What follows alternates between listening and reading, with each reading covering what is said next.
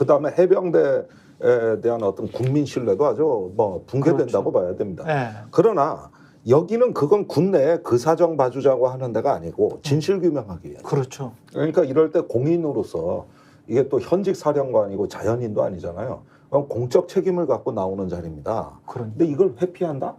난 그 자체에 상당한 의미가 있다고 봐요. 아니 저는 금요일이지 않습니까? 당장 이번 금요일이고 법사위 전체 회의에서 열리는 입법청문회인데 그동안에 굉장히 많은 기사들이 이제 집대성이 되어야 할 자리이고요. 일단 쟁점은 VIP 경로설의 진실이 무엇이냐인 거죠. 외압이 있었다라고 판단이 될 수 있는 것이냐. 그러니까 VIP 경로는 있었으며 그 경로는 그러면은 수사에 대한 외압으로 평가받을 수 있는 것이냐.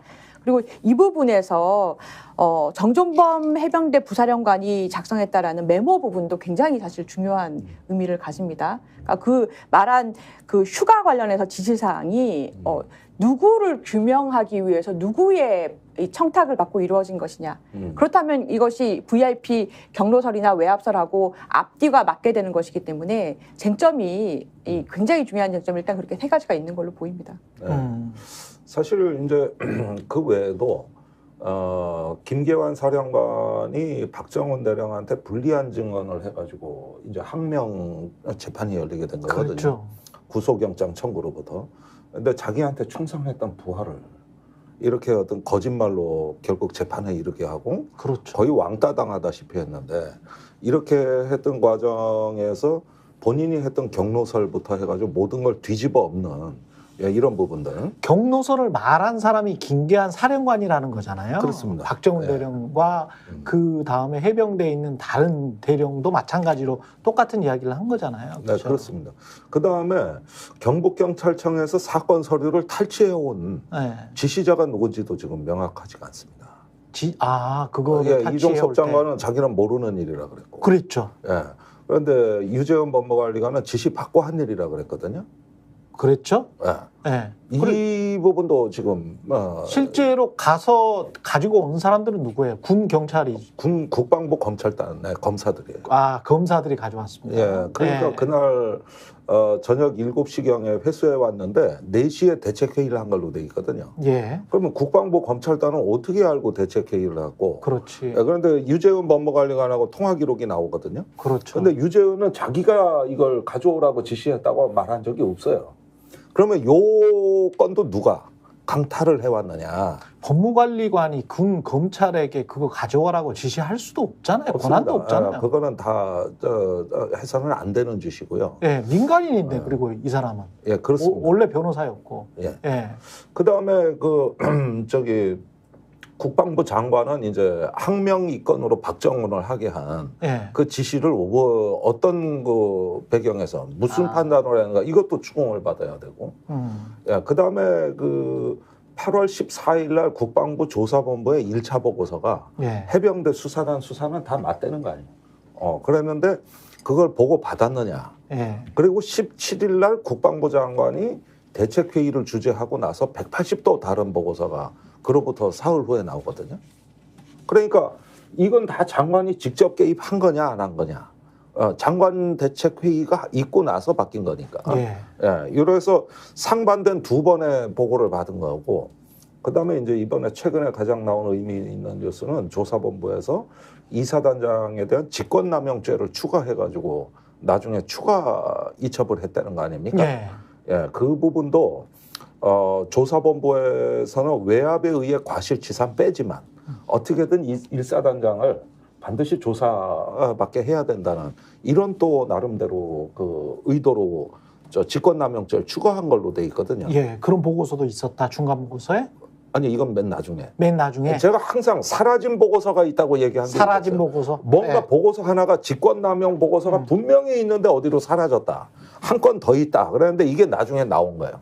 예. 이게. 예. 그래서 이런 부분들은 전반적으로 이종섭 장관 통제가 일부 있었던 것 같고 아니면 조사본부가 자체적으로 한 것도 있는 것 같거든요. 이런 어떤 그 시시비비를 가려야 됩니다.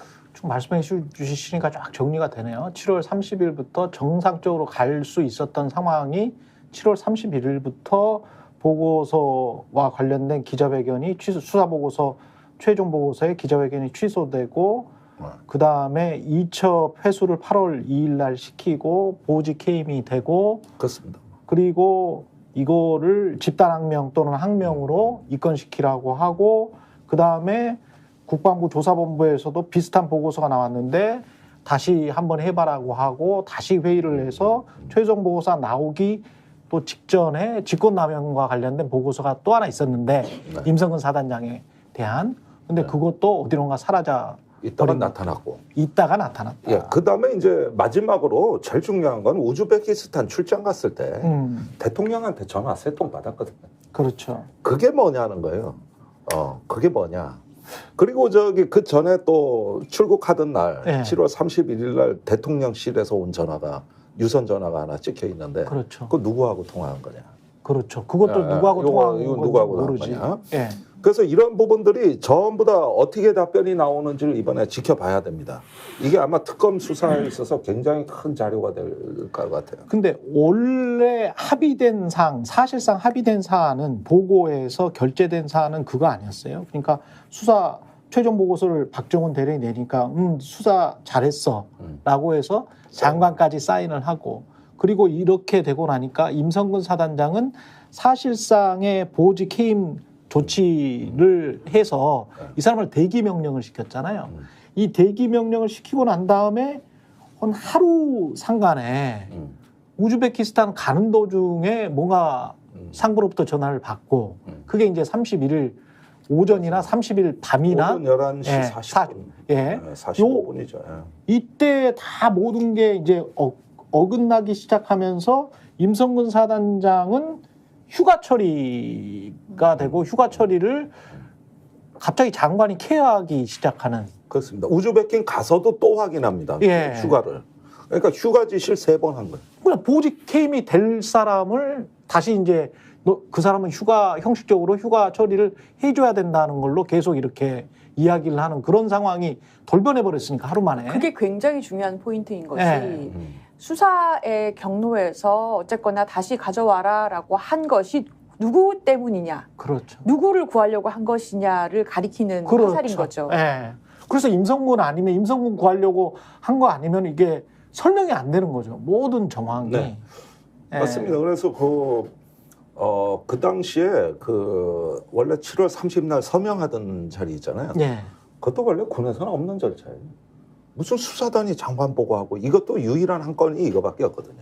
그러니까 수사 보고가 진짜 목적이 아니었던 거지.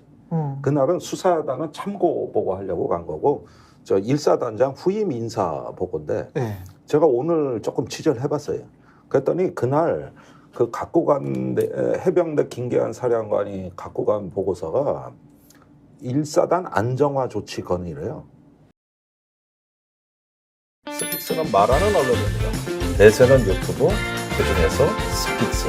좋아요, 댓글, 구독, 알림 설정. 여러분이 저희를 사랑해 주시고 우리가 여러분을 사랑하는 4가지 방법입니다.